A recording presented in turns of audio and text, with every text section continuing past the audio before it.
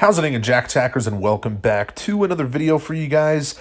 Today, I'm going to be doing my review for Superman and Lois Season 3, Episode 1, which was titled Closer. Superman and Lois is back. I'm so happy. I've been looking forward to this season with all the news that especially Michael Cudlitz is going to be playing Lex Luthor. Now, he wasn't in this episode, but we'll talk about all that later. But I was super excited just going into this season. And because I feel like it's been a while for some reason since season 2 came out, but I don't know if it really has been. And I know a lot of people are worried, like, oh no, is this the final season? Although I also feel like they confirmed that it wasn't. I think they confirmed that maybe it might get season 4 or 5. Don't quote me on that though, but I'm pretty sure. Anyway, let's dive on into this review. Overall, general thoughts on the episode. Was it good? Yeah, I'd say it's pretty decent. It didn't blow me away, but it was a solid premiere. Kind of caught us up with all the characters. A little bit of a time skip, like a 27-day time skip after the events of season 2, something like that. Just kind of caught us up with all the characters with the opening kind of montage. But before we kind of go into specifics about the episode, we got to talk about the Jonathan recast really quick and all my thoughts on that. Now, I'm not going to be too negative towards it because, I don't want to be mean to Michael Bishop, who plays Jonathan now, because he didn't do a bad job or anything, and it's not like his fault for the Jonathan recast. But yes, it was distracting, I guess you could say.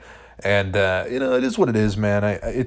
I hate recasts, but sometimes it's out of people's control, and it is what it is. However, I will say Jonathan in this episode was pretty good. Like, I liked the driving montage with him. I thought that was pretty fun with him and Lois, and he actually passes the driving test, so that was pretty cool. Good for Jonathan. Good for Jonathan.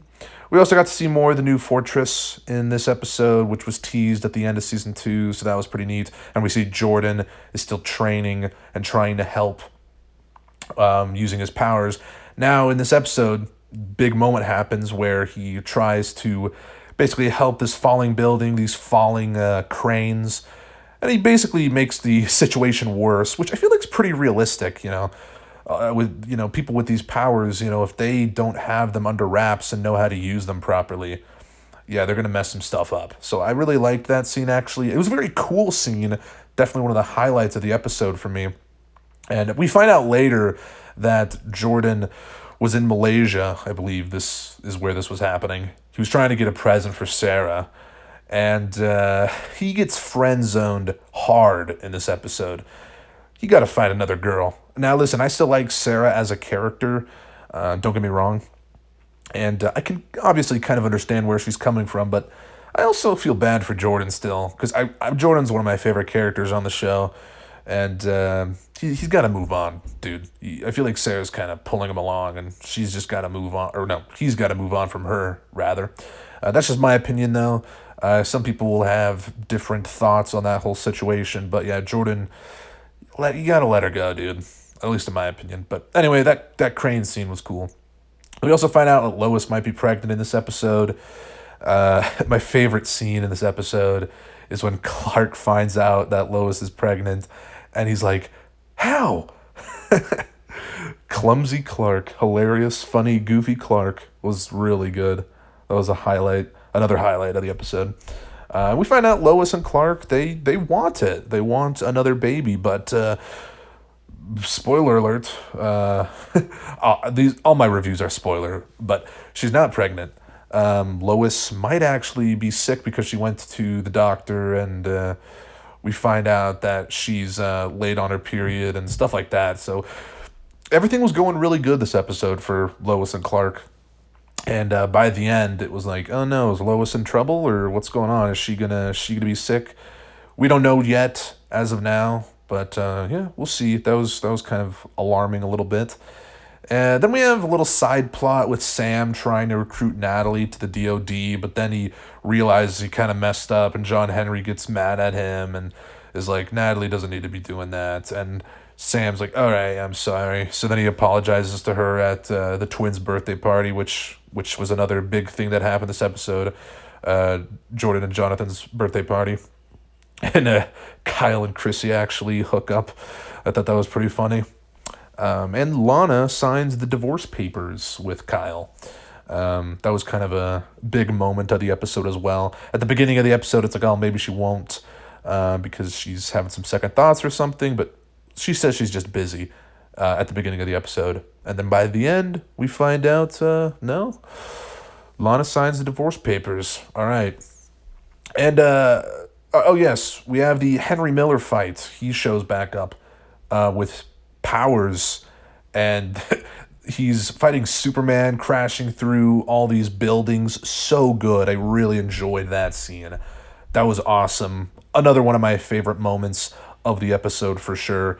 And then Henry's actually killed by this Squid Game looking person. I'm not going to pretend who that is. I'm not going to pretend. We do know though, by the end of the episode, we find out that this person's working with Bruno Mannheim, played by Chad L. Coleman, funny enough, who also played Tobias Church in Arrow Season 5. And he's actually Chad L. Coleman, the actor who plays Bruno Mannheim. He is another actor from The Walking Dead. He played Tyrese in The Walking Dead. And I bring this up because Michael Cudlitz obviously played Abraham Ford in The Walking Dead, and now he's playing Lex Luthor. And that's just a little geek thing that I noticed because I love The Walking Dead, and I also love this show. So it's just like a cool little crossover event in a weird way that I hope Bruno Mannheim and Lex Luthor get scenes this episode. Again, Lex Luthor wasn't in this episode, although the day I'm making this video, we actually did get an official image of Lex Luthor. Michael Cudlitz's Lex Luthor looks badass, by the way. And I cannot wait to see Lex in the show. Even though he wasn't in this episode, that's okay. I wasn't necessarily expecting him to be in this episode, but we did get our first glimpse of Bruno Mannheim, so that was pretty cool and worthy of the episode. And yeah, Chad L. Coleman, fantastic actor, so I'm excited to see more of him. I mean, I think the villains this season are going to be great, but I don't know exactly what they're doing, what their plan is, what they're doing with Henry Miller. Bruno Mannheim says that they're getting closer. Ooh, he dropped the episode title. But yeah, very interesting stuff, you know.